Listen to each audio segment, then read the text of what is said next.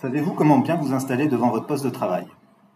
À travers cette courte démonstration, Dominika et moi-même, Gwen, ergonome au SSTI 33, nous allons tenter de vous apporter quelques principes pour adopter une posture de confort. Le premier principe va être d'aller au fond de son siège et de bien utiliser le dossier pour avoir un appui. Ensuite, on va régler la hauteur d'assise. Le principe pour régler la hauteur d'assise est savoir quel niveau il faut être. Les épaules doivent être détendues et les coudes décrire un angle à 90 degrés. Le réglage se faisant par rapport au plan de travail qui est à une hauteur fixe. Plus le bras sera dans l'axe du corps, moins la contrainte sera importante au niveau cervico-brachial. Une fois qu'on a réglé la hauteur d'assise, nous allons nous assurer d'avoir un bon appui au sol. Si l'appui au sol était insuffisant, il faudrait mettre un repose-pied. Nous allons également nous assurer de ne pas avoir de point d'appui à l'arrière du genou. Il faut effectivement que l'assise laisse l'arrière du genou dégagé de 3 à 4 cm pour que la circulation sanguine se fasse correctement. Ensuite, nous allons régler les accoudoirs. Les accoudoirs, le principe, c'est que finalement, ils doivent être au niveau du plan de travail. C'est le prolongement du plan de travail.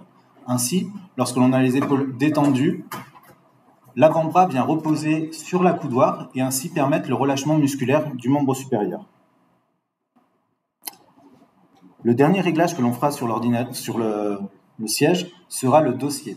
On va s'assurer que le dossier maintienne correctement le dos. Certains dossiers peuvent se régler en hauteur pour que l'ensemble du dos soit maintenu. Nous veillerons également, en fonction de certains sièges qui disposent d'un renfort lombaire, de vraiment venir positionner ce renfort lombaire au niveau du creux lombaire que l'on a au niveau du dos. Autre réglage que l'on fera au niveau du dossier, c'est de régler la tension. C'est-à-dire qu'on va essayer de faire en sorte que le dossier nous maintienne le dos et que notre angle au niveau du bassin soit de 90 degrés.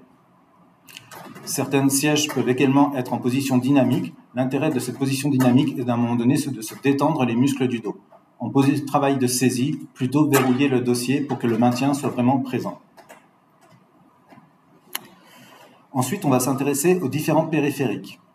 Il va y avoir l'ordinateur. Là, nous voyons que Dominika travaille sur un ordinateur portable, ce qui va amener différentes contraintes. On voit bien que les membres supérieurs se sont décalés de l'axe du corps.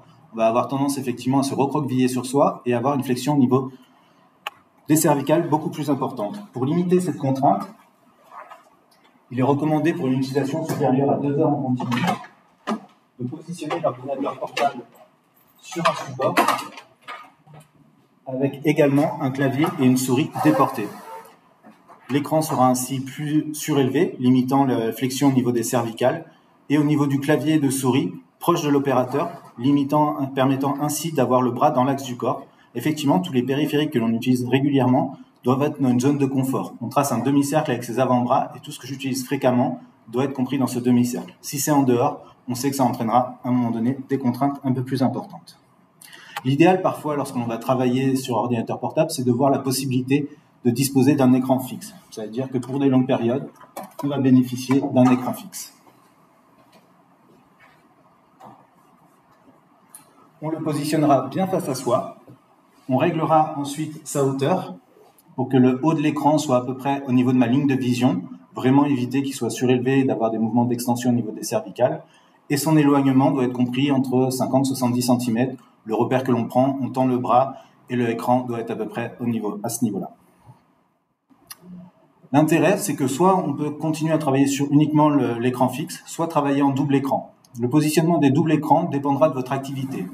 Si vous avez un écran principal, c'est-à-dire vous travaillez 70% du temps sur l'un et le second plus pour la consultation des mails, ce sera cette disposition-là, où l'écran principal est face à soi et le secondaire vraiment accolé à l'ordinateur portable avec un angle un peu fermé. Si par contre les deux écrans sont utilisés de la même manière, on fera en sorte que la jointure entre les deux écrans soit au centre de notre visage. Comme le présente Dominika, donc elle a modifié un peu son positionnement, elle a mis un petit angle fermé entre les deux écrans, ce qui permet vraiment de voir la jointure. Alors on va peut-être tourner un peu le bureau pour justement vous rendre compte ce que cela donne. Voilà, vraiment on voit qu'il n'y a pas d'écartement entre les deux écrans, ils sont vraiment accolés avec un petit angle fermé et au centre de nous. Donc ça, vraiment l'utilisation, si on est sur un écran avec une utilisation similaire des deux écrans. Faire attention quand on travaille sur écran de ne pas avoir un mur juste derrière les écrans. Effectivement, quand on travaille sur des écrans, on est en vision de près. Et l'œil, il a besoin, c'est un muscle, il a besoin de relâcher un peu la tension musculaire et de passer en vision de loin. Et pour ça, il faut que derrière l'écran, il y ait un espace qui soit dégagé. Tout à l'heure, nous parlions effectivement des différents périphériques. Il y a par exemple la souris qu'utilise Dominica, qui est une souris semi-verticale, qui a l'avantage effectivement de réduire un peu la tension musculaire au niveau du coude. Elle est souvent donc préconisée pour des personnes qui sont sujettes à des tendinites répétées au niveau du coude. Elle a également l'autre intérêt d'éviter peut-être toutes les cassures au niveau du poignet, avec la problématique du canal carpien qui peut se présenter. Une autre souris qui existe pour les personnes qui ont vraiment des fortes pathologies au niveau des épaules, on va appeler ça plutôt des souris centralisées, qui vont venir se positionner devant le clavier. L'intérêt de positionner devant ce clavier, c'est qu'on n'aura plus du tout ce mouvement d'adduction de l'épaule où on va aller chercher la souris sur le côté. Là, vraiment, l'opérateur reste axé, c'est-à-dire qu'il a le clavier et la souris, et les bras restent toujours dans l'axe du corps.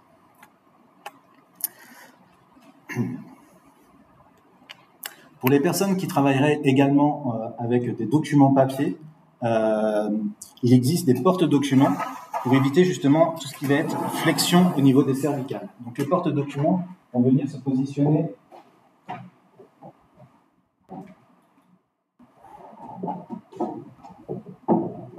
entre le clavier et l'écran. Donc le document sera légèrement surélevé, donc avec une légère flexion des cervicales ou juste avec un mouvement des yeux. Nous aurons les documents au niveau de l'écran et également au niveau du document papier. L'autre intérêt, c'est que certaines de ces tablettes sont coulissantes, qui permettent de positionner, pareil, le document papier sur la zone de confort, et on pourra ainsi facilement annoter des éléments régulièrement sur le document papier. L'autre périphérique que l'on peut parfois avoir au niveau de son plan de travail, c'est le téléphone. Alors le téléphone, on va toujours essayer de respecter les principes que l'on a dit, c'est-à-dire qu'il soit dans une zone de préhension facilement accessible, dans la zone de confort, pour éviter à un moment donné toute contrainte au niveau dorsal ou au niveau de l'épaule.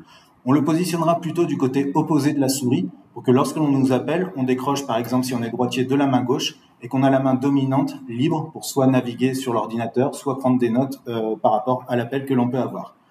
Si les appels sont fréquents et longs, privilégiez peut-être d'avoir un casque pour éviter effectivement de ne bloquer le combiné entre son oreille et son épaule, qui est une posture très contraignante pour les cervicales. Les autres repères que l'on peut avoir au niveau de son poste de travail, contrairement à ce que l'on a là, où on a une porte derrière le dos, on veillera toujours à faire en sorte que finalement le poste de travail soit face à la porte, pour éviter à un moment donné les rotations au niveau des lombaires.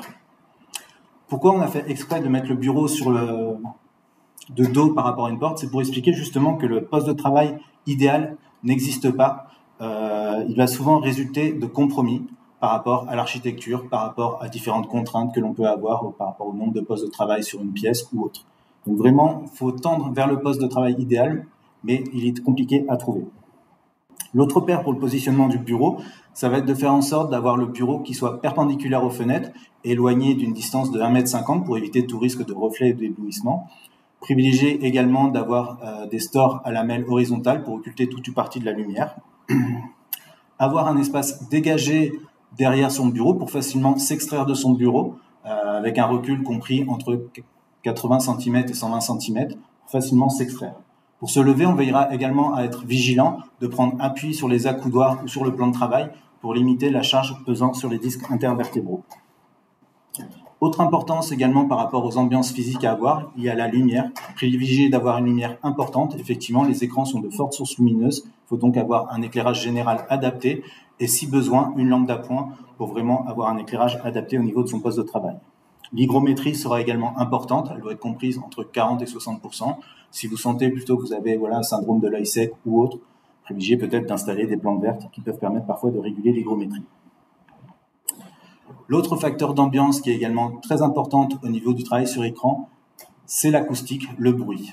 Lorsque l'on travaille sur écran, c'est souvent des activités cognitives complexes qui demandent de la concentration. Et pour éviter les risques d'erreur, il faudrait avoir un environnement compris entre 50 et 60 décibels.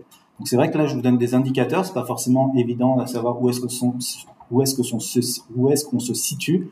N'hésitez pas à télécharger des applications qui peuvent vous donner ces éléments-là. Pensez également à faire des pauses régulières de 5 minutes toutes les heures ou de 10 minutes toutes les 2 heures ou d'essayer d'alterner un peu les tâches pour varier les postures et les contraintes physiques qui peuvent porter sur le corps humain. Vous pouvez également réaliser au cours de votre activité, lorsque vous sentez un peu des contractures venir, des exercices d'étirement pour étirer, que ce soit au niveau des membres supérieurs, au niveau du dos, au niveau des mains. Voilà, différents exercices. Dominica est en train de vous en présenter quelques-uns. Ne jamais que les exercices aillent dans la douleur. Il faut toujours faire ça doucement. Répéter, effectivement, là, elle vous en montre quelques-uns. Il suffit de les répéter par série de 4-5 pour vraiment qu'ils aient un impact à un moment donné. Ça va permettre vraiment de détendre les muscles et réactiver son corps à un moment donné par rapport à la problématique du travail sur écran qui est souvent la sédentarité et le fait d'être statique.